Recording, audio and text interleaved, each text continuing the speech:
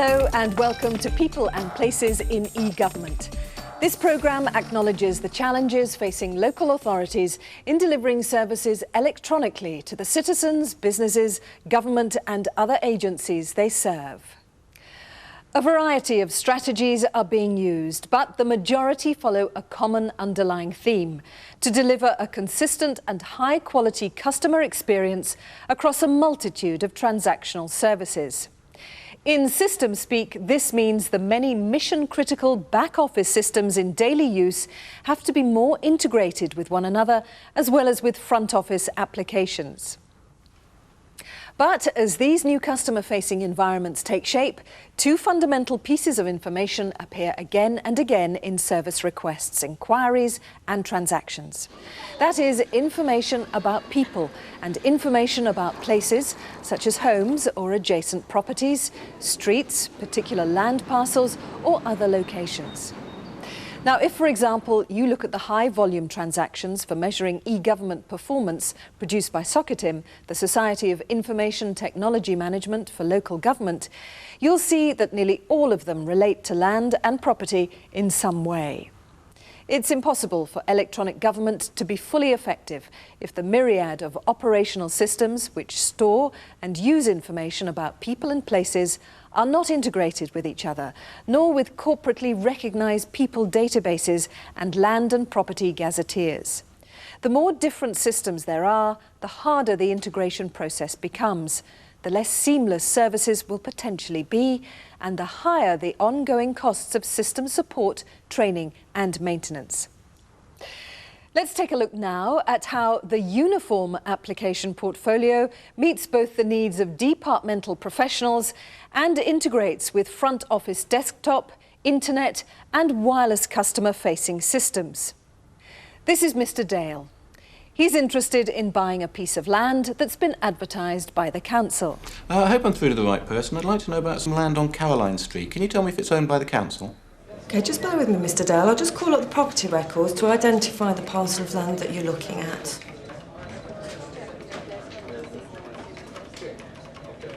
Yep, I can see from our records that the council do actually own that parcel of land. OK, that's great. The reason I'd like to buy the land is because I'm thinking of building a kennels. Can you tell me if there are any restrictions? Just bear with me, I'll just check the planning records for you. Yep, I can see from the screen there are some constraints, but there's also some history on that parcel of land. I'll put a request in to the planning department, getting them to contact you with the relevant information. OK, that'd be great, thanks. What I'll also do, Mr. Dale, is put a request into the property department and get them to contact you as well. Thanks, that's great. I look forward to hearing from them. The call centre operator has started the process within the local authority.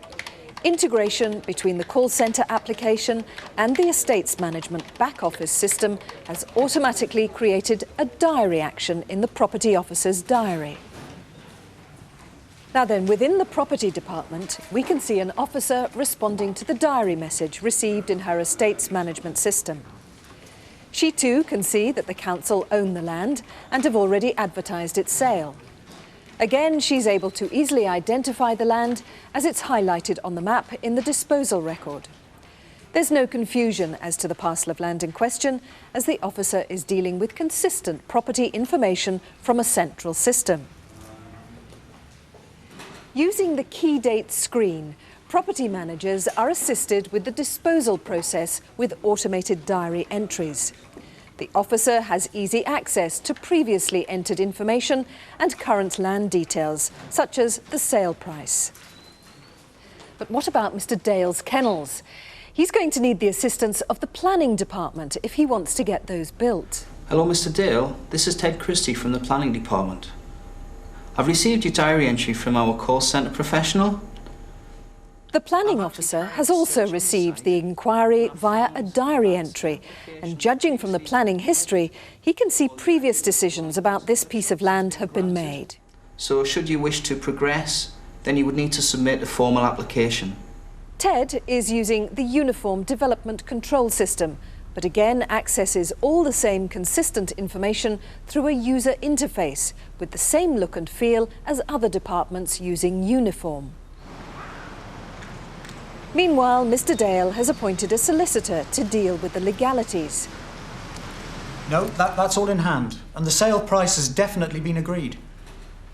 That confirmation should really be with you by now.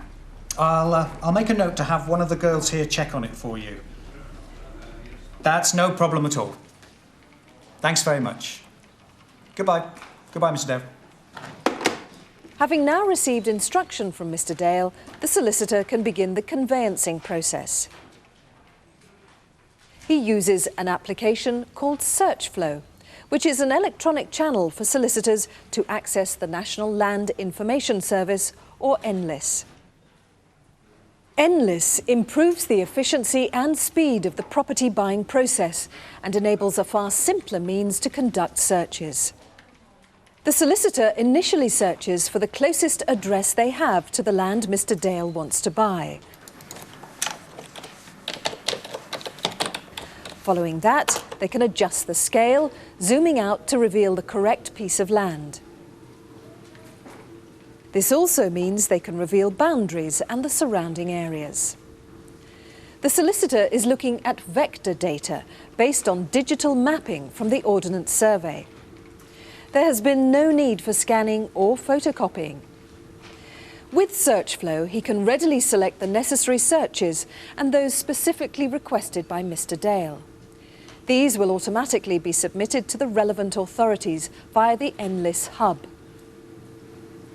And so to the other end of the conveyancing, the local land charges section in the council. I'm in the TLC now they've module at the automatically moment. received the search I'm trying to details from the find out solicitor why he's failed via on me to NLIS, this. and with a simple web browser interface, Yeah, even a I see the new details member of of the staff can application easily online. process the requests and distribute questions to the relevant departments through uniform TLC. Yeah, I can see that one as well. I can see all the details. West Glamorgan. Right. And correction at the top. And it's a The valid local land application, so if I charges just look module down uses the those same things, database of that's all information, been validated, and the yeah. officer can easily Set identify warning. those departments who still need to complete their part of the process. See all those details on the screen. Ah, that's not too bad. That was great. Thanks now. Planning consent will only be given following the detailed review from the relevant departments. But what about those councillors who are unavailable to make comment but whose input is required? Well, thanks to remote access via the council's intranet, this councillor is able to respond to an email using the Uniform Map Access application. Through an easy-to-use web browser interface, the councillor can readily bring up the planning application and land and property core details from the same consistent pool of data in the Uniform database. With the ability to view the exact same information as all the other departments, the councillor can confidently make informed decisions and input his comments. Back at the planning office, Ted is considering the application. He can view the map, case history, dates and correspondence, the state of the site and even photographs.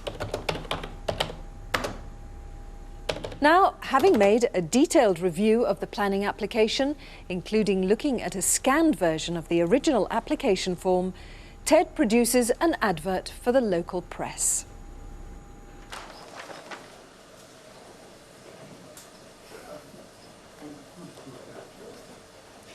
They have sold that land, you know. There's an ad for it here. Somebody wants to use it to build a kennel. Logging on to the local authority's website, selecting the public access module and simply entering the application number or selecting it from this week's list will enable any concerned neighbours to make their comments. Noise and smell.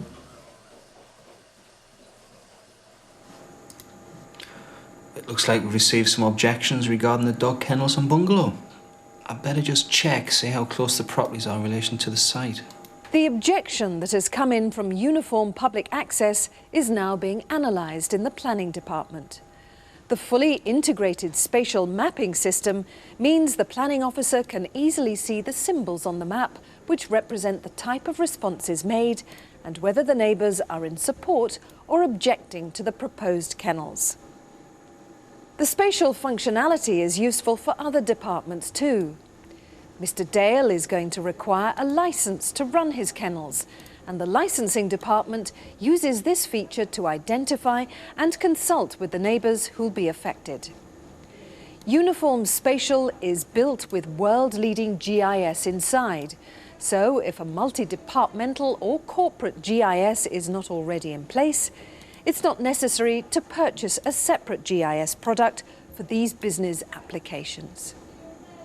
Many departments within local authorities and the citizens and businesses they serve will experience huge benefits from using the uniform systems. Supposing Mr. Dale has successfully started his kennels, electoral administration will quickly pick up on a change of address for Mr. Dale and can update the system accordingly. There's great value in using an integrated system for the accurate maintenance of people and place information, and especially one that complies with current and emerging national standards. Now back to our story. OK, Mrs. Wilkins, how may I help you? I'd like to make a complaint about Dale Kennels. I'm sorry, but I think the noise is totally unacceptable. The dogs are barking continually. OK, I just need to take a few more details from you, and I can then send that complaint through to our environmental health section, and they'll send an officer out to investigate that.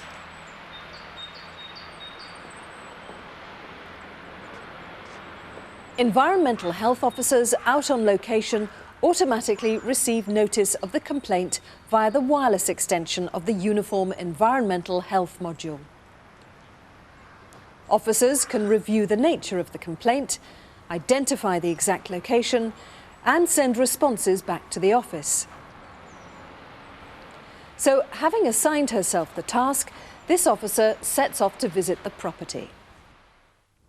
Well, Mr. Dale may experience a little conflict with the neighbours, but where the local authority is concerned, he can be sure there's no danger of conflicting information. Well, I hope this scenario has given you an insight into just some of the uses of the uniform application portfolio and how fully integrated solutions improve the communication and processes required within local authorities and ultimately to the citizens they serve.